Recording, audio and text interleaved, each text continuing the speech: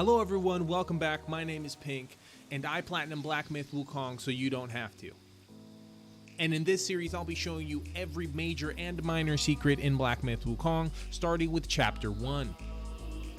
All secrets will be broken into parts in the timeline and in the description, so feel free to skip around to find what you need. After your epic battle against Erlang, the Sacred Divinity, you'll progress until you reach outside the forest fast travel point. You'll want to follow my exact path on screen so we can get our first transformation and start a secret side quest that leads to a secret boss close to the end of Chapter 1.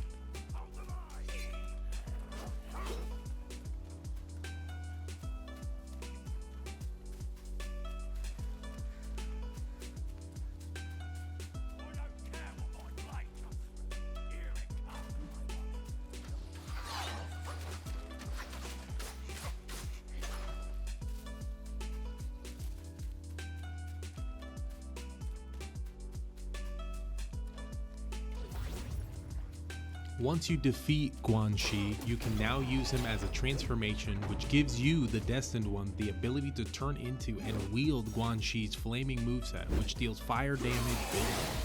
Close to the back of the area where you fought Guan Shi, you'll want to interact with the bell. That's the first bell out of 3 that you need to get in order to unlock this secret boss fight at the end of Chapter 1. Then you'll want to make your way back to your fast travel point, which the easiest way of doing that is going into your inventory and using the Incense Trail Talisman. I'm pretty sure everyone gets this by default, so you should be able to fast travel back. That's just for the sake of the video. It's a lot faster and a lot easier to follow because it's just a straight shot there.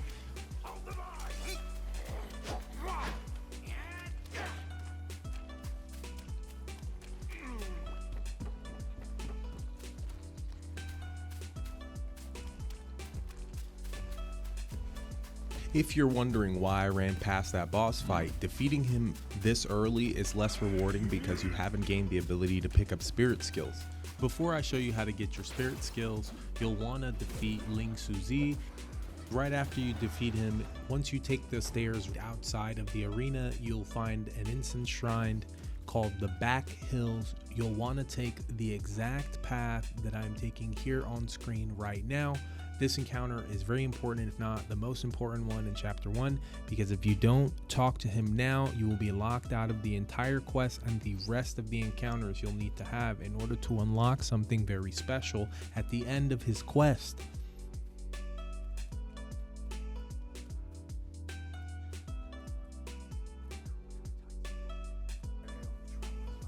Be sure to exhaust all of his dialogue, then you'll want to continue on your main path until you reach this crow-like Yagwai. Once you defeat him, if you notice there is an incense shrine that you'll need to hit. It's called the Snake Trail Fast Travel Point. You'll want to take the stairs to the right.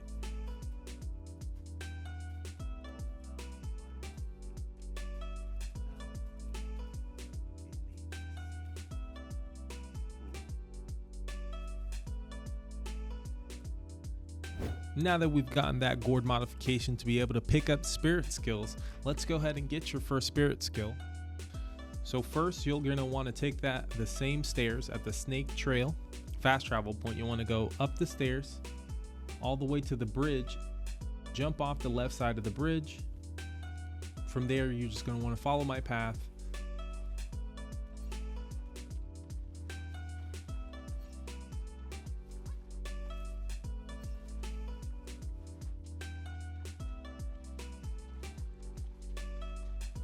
Then you'll have to face, once you reach your destination, is Ba Ling Gulan.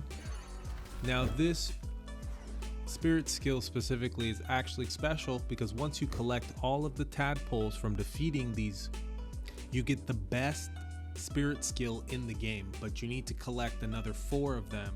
And I will show you how to find all of them throughout all the chapters, but it's also important to note that each spirit skill has passive buffs just for equipping the spirit skill. You don't even need to use it, but that's also another thing. Each spirit skill has a different kind of attack that may cause some sort of elemental damage like fire, thunder, but you'll need to find those, and I'll show you exactly how to find each frog in the game, so don't you worry. Just be sure to like, follow, and subscribe to keep up. Then you'll want to continue your journey until you reach Guan Mo. Just in that same arena, after you defeat him, there should be some stairs just in the back of the arena. You'll take those stairs all the way up, and you'll want to interact with our second bell out of 3 that we need in order to unlock that secret item in Chapter 1.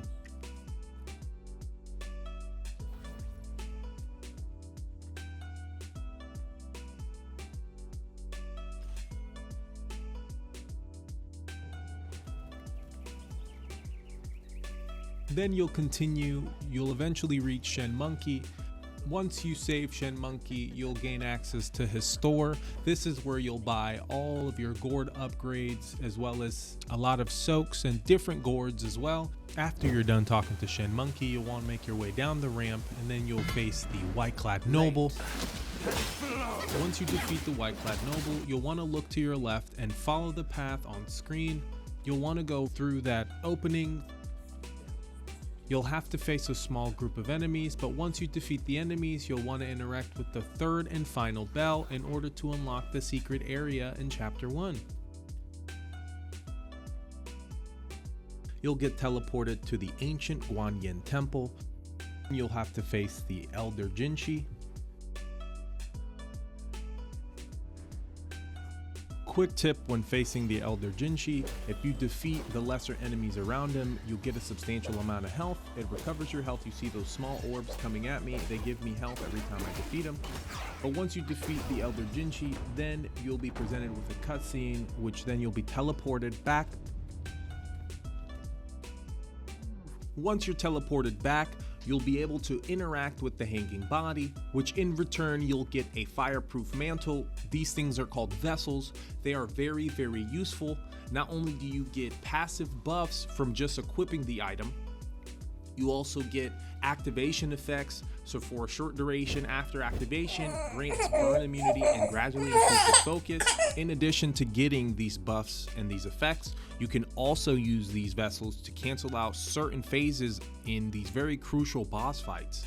Unfortunately, there aren't any examples that I can show you guys in Chapter 1, but now that we have all these tools to our disposal, we can go ahead and go back to the Wandering Right. That was the boss that looked like baby Thanos. So you're gonna wanna go to the outside the forest fast travel point, and from there, you're pretty much just gonna go straight.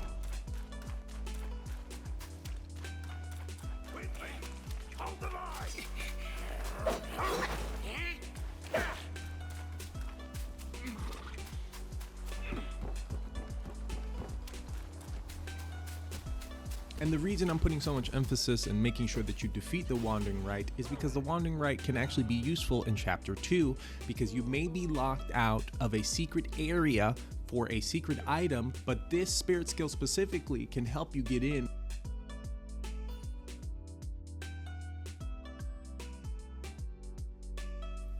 Another reason you really want to make sure you beat him before you leave Chapter 1, he's also a missable boss. So if you don't beat him now, you can't fight him again when you come back to Chapter 1. And that concludes Chapter 1 of Black Myth Wukong. So be sure to subscribe and hit the notification bell so you guys can keep up with all of the content, including Chapter 2, and I can show you how this spirit skill is useful. But thank you guys for watching, and I hope you guys have a great rest of your day. Peace.